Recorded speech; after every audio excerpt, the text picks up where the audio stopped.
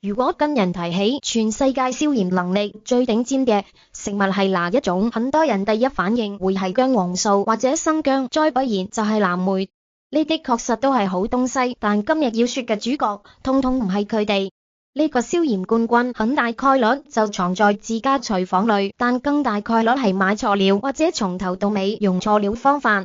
原以為往鍋裏倒嘅係健康，實際吃到身體裏可能根本沒有消炎作用，甚至因為錯誤用法，反而再給炎症添柴。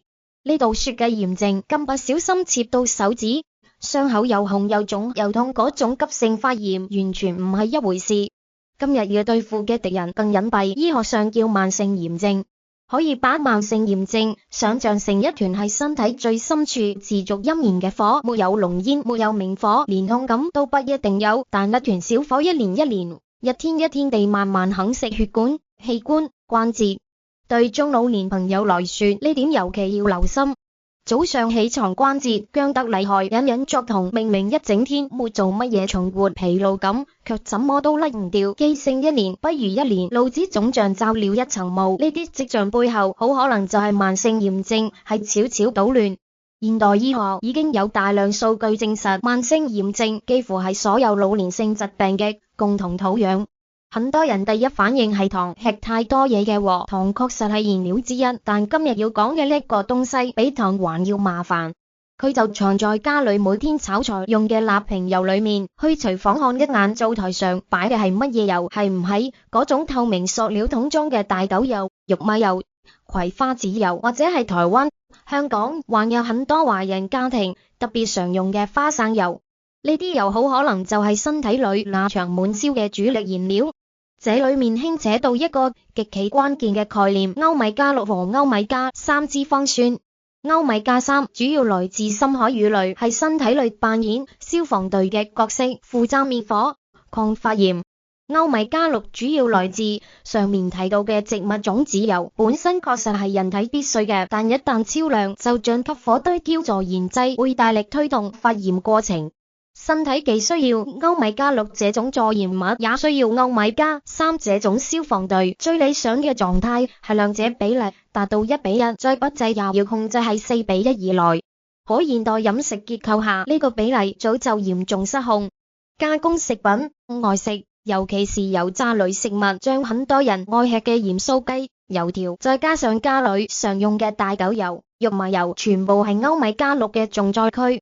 結果目前很多人實際攝入嘅比例高達20:1，甚至30:1。呢就係點解唔少朋友覺得自己吃得好清淡，基本係家做飯，肥肉也不怎麼碰，體檢出來炎症指標還是居高不下。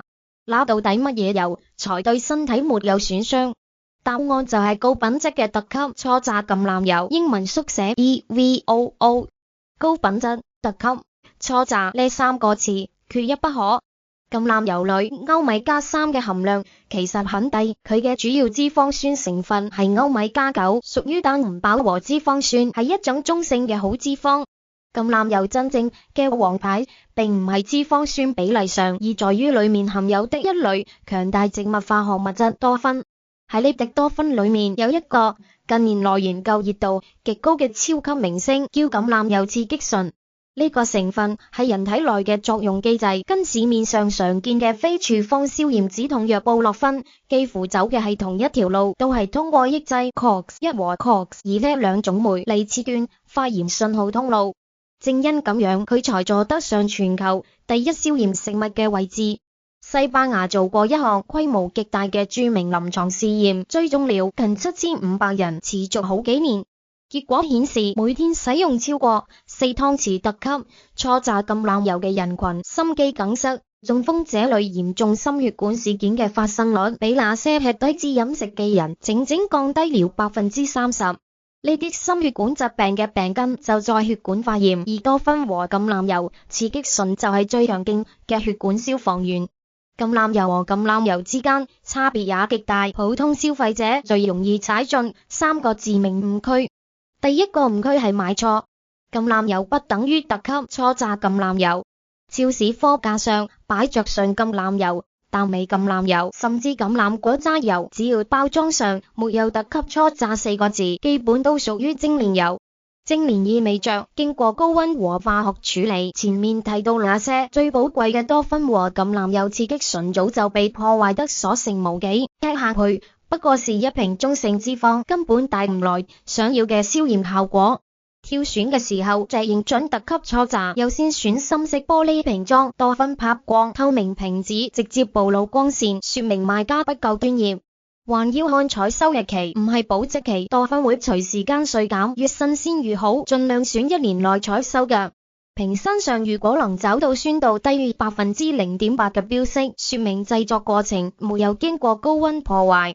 第二個誤區係用錯，很多人抱着過時觀念，說橄欖油不能炒菜，煙點太低，即適合涼拌，一加熱就會產生致癌物。高品質特級初榨橄欖油因為多酚含量高，酸度極低，煙點一點都唔低，可以輕鬆達到190到210攝氏度。呢個溫度應付家庭廚房裏嘅中小火煎、炒、煮完全足夠。煎個雞蛋、炒盤青菜，溫度根本夠不到那個臨界點。反倒係那些以為耐高溫嘅大豆油、玉米油、精煉植物油，雖然標稱煙點可能更高，但加熱過程中極其唔穩定，容易生成大量有害嘅醛類物質。真正保住藥效嘅秘訣唔係完全唔加熱，而係避開過度高溫。家裏習慣嘅大火爆炒、油鍋冒煙那套做法，確實得改一改。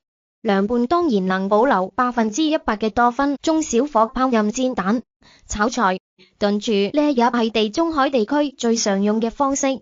高溫油炸盡量避免，老實說，任何油都不該拿來高溫油炸。搞清楚了原理，也避開了誤區。具體怎麼吃才能真正啟動身體嘅滅火機制？下面幾條法則可以照着做。第一條，把那些蓄鹽嘅東西清出去。先處理廚房裏那些高歐米加6嘅精煉種子油，包括大豆油、玉米油、葵花籽油、菜籽油，還有那些標着混合植物油嘅，統統換掉。第二步，全面替換。去買一瓶高品質、深色瓶、冷壓、新採收嘅特級初榨橄欖油。從今日開始，讓佢成為廚房裏唯一嘅烹飪用油和涼拌用油。第三條，吃夠劑量。只有吃夠量，才能達到臨床研究嘅療效水平。